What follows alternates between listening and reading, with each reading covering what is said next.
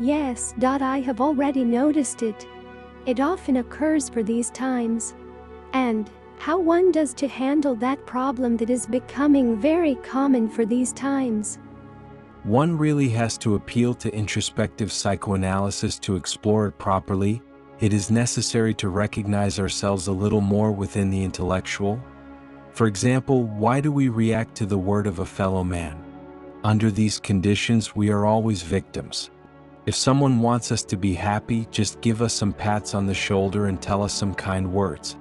If someone wants to see us disgusted, it would be enough to tell us some unpleasant words. So, where is our true intellectual freedom? Which is it? Do we depend specifically on others? We are slaves. Our psychological processes depend exclusively on other people. We do not comment in our psychological processes, and this is terrible. Can such a mind serve something if everyone has the right to command in us? So where is our intellectual freedom? Which is it? Yes, I have seen many times that we ended up doing things that we did not want to do. How we got control of our minds, of our life.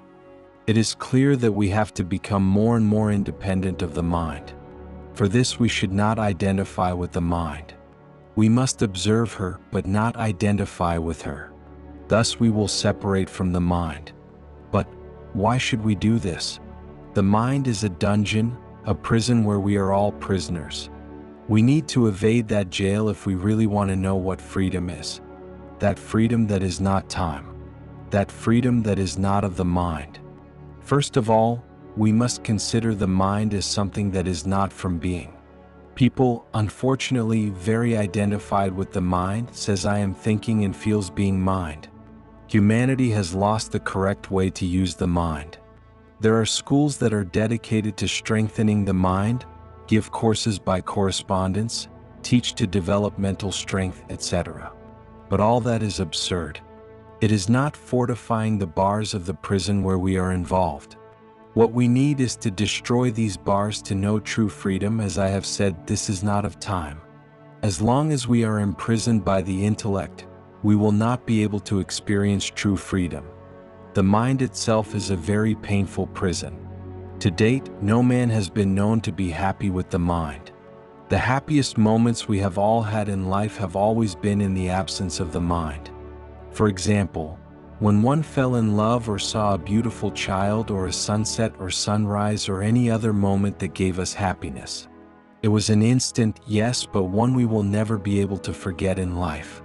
In that second, we knew what happiness was, but this only lasted a second. The mind does not know what happiness is. It is a prison. We must learn to master the mind, to tame not the others but our own, if we want to become independent of it. Let us remember the divine Master Jesus entering Jerusalem on a donkey on Palm Sunday. That donkey is the mind that must be subdued. We must ride the donkey, not let it ride us. Unfortunately, people are victims of the mind because they do not know how to ride the donkey. The mind is a very clumsy donkey and must be mastered if we truly want to ride it.